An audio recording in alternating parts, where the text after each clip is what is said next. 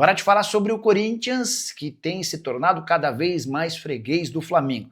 Mesmo numa partida em que o Corinthians jogou bem, e muito bem no primeiro tempo, o Timão saiu derrotado por 2-1 para o Flamengo na noite desse domingo na Neoquímica Arena.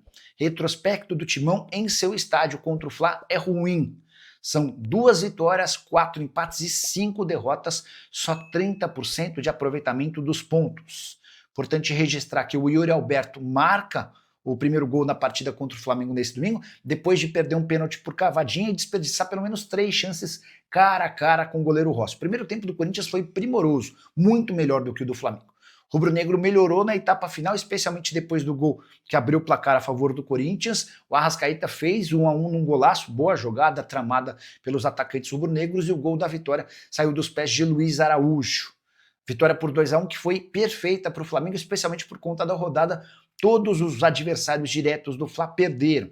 Cruzeiro, Palmeiras, Mirassol e Botafogo perderam na rodada. O Flamengo foi o único dos 5 primeiros que saiu com 3 pontos. Já o Corinthians acabou perdendo 2 posições. Ele era o 10º colocado, acabou caindo para o 12º lugar, hoje com 29 pontos conquistados. Dorival Júnior, na entrevista pós-jogo, perguntou se o time dele é mal treinado, e o Dorival ficou bem chateado, perguntando se o repórter não havia assistido ao primeiro tempo.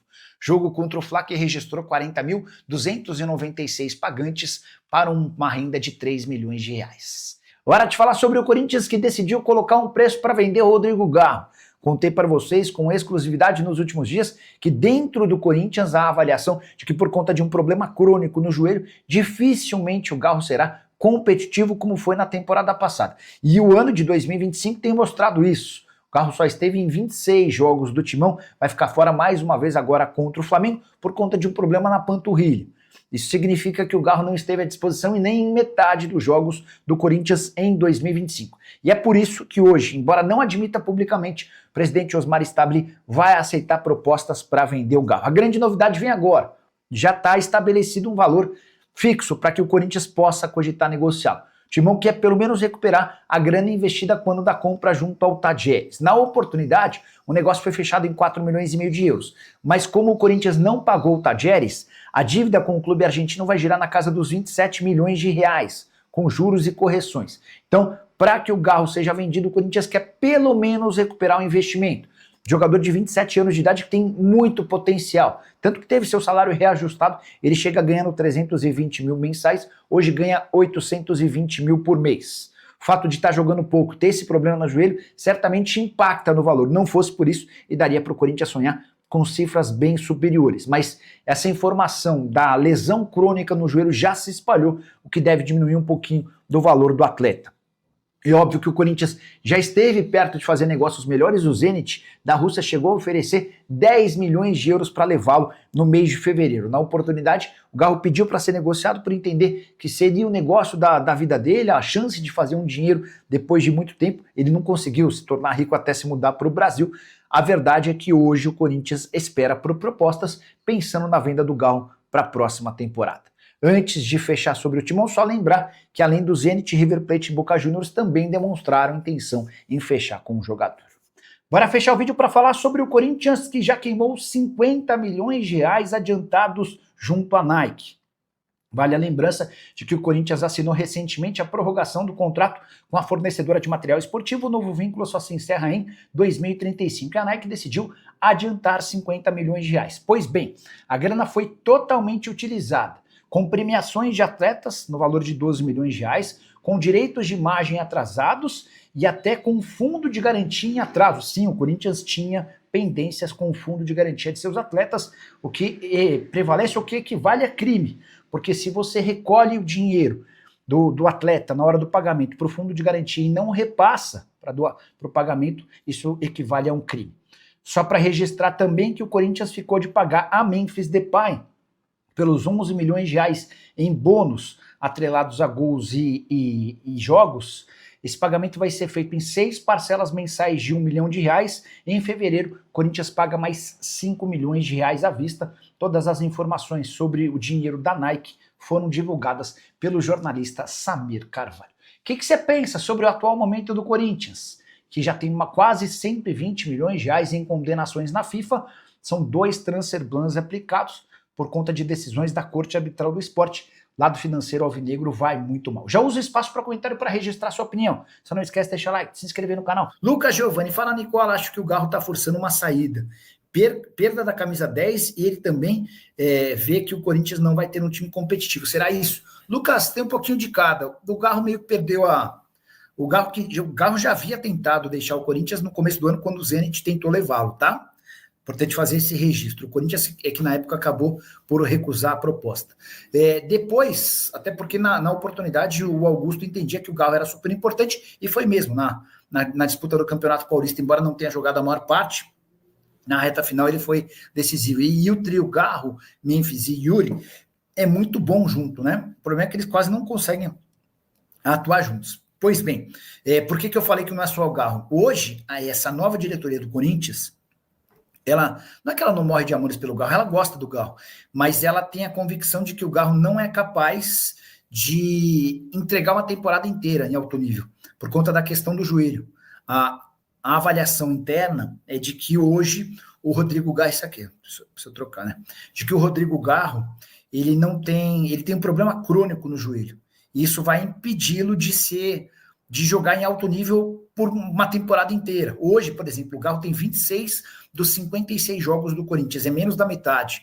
E diante desse cenário que se trabalha hoje, é para que em caso de boa oferta o Garro seja negociado. O Corinthians quer pelo menos recuperar tudo aquilo que investiu.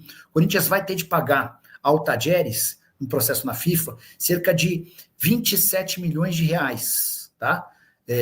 Esse valor inclui também os juros, a correção, o processo que foi parar na FIFA, enfim. E o Corinthians tem 80% dos direitos econômicos. Então, para que o negócio saia e o Corinthians recupere aquilo que investiu no Garro, o negócio vai gerar na casa dos 34 milhões de reais ou 5 milhões e meio de euros. Nicola, o Corinthians fez bem não trazendo o Romarinho. Cara, eu achei naquele momento um equívoco, porque o Romarinho tinha bons números no futebol saudita e estava louco para voltar para o Corinthians, aceitando até salário baixo, mas a verdade é que ele não conseguiu virar ainda no Vitória, né? É uma verdade. Jefferson Guimarães e o Gabigol, Nicola.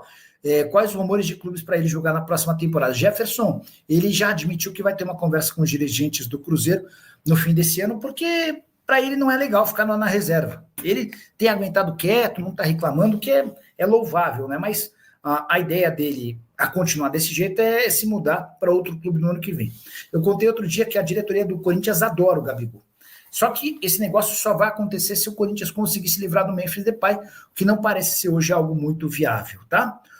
Hora de falar sobre o Corinthians, que quitou prêmios atrasados em relação a seus atletas. O título do Campeonato Paulista e a classificação para as competições internacionais via brasileiro do ano passado seguiam pendentes e foram quitadas na última semana.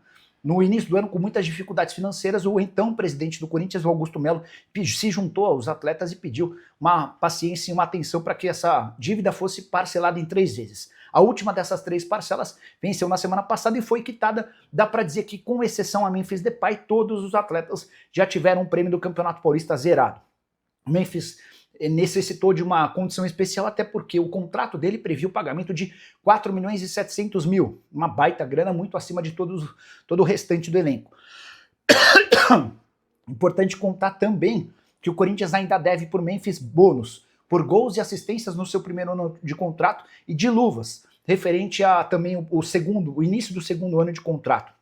Uma dívida que chega mais ou menos na casa dos 20 milhões de reais. Essa grana está sendo parcelada e será paga ao longo dos próximos meses. A má notícia para o corintiano, não tem um dia sem más notícias do Corinthians, né? Diz respeito a mais uma condenação agora na FIFA. A principal entidade de futebol reconheceu uma dívida que o Corinthians tem com um time chamado Philadelphia Union.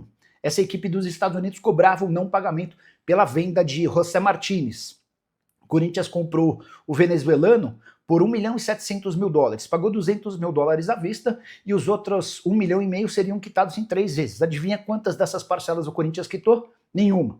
E aí o Philadelphia Union foi cobrar isso na FIFA, que reconheceu a dívida. Hoje o Corinthians deveria quitar algo na casa dos 8 milhões de reais, mas vai preferir recorrer à Corte Arbitral do Esporte. A tendência é que a Corte Arbitral efetue mais uma punição ao Corinthians, só que o Timão ganha tempo para fazer esse pagamento, embora esses 8 milhões de reais certamente vão ultrapassar 10 milhões até que o julgamento seja concluído. Corinthians que já deve hoje 82 milhões de reais em processos na Corte Arbitral do Esporte, 41 milhões ao Santos Laguna pelo Félix Torres, mais 41 milhões de reais a Matias Rojas. Bora direto para o giro de notícias. Quero começar falando sobre Romeu Tuma Júnior, presidente do Conselho Deliberativo do Corinthians. Ele foi pego numa contradição. Em 2017, ele e Herói Vicente foram os caras mais combativos, aqueles que mais se irritaram com a decisão de Andrés de afirmar que somente ele poderia negociar o estádio do Corinthians com a Odebrecht e com a Caixa. Pois bem, na semana passada repercutiu muito mal quando Andrés foi à Caixa. Não se sabe ao certo se com ou sem convite do presidente atual do Corinthians, Osmar Stabile, para negociar o financiamento do estádio. E nesse caso específico da visita do Andrés, o que a gente viu foi o Romeu Tuma Júnior bem menos crítico a esse posicionamento do Andrés Sanches. Fala pessoal, estamos aí com atualizações importantes do Corinthians. Se inscreva e ative o sininho para receber mais atualizações do Timão. Deixe seu like, que é muito importante para o crescimento do canal. Utilize o espaço aqui embaixo para registrar sua opinião. Ficamos por aqui com mais esse giro de notícias. Um abraço e até o próximo vídeo.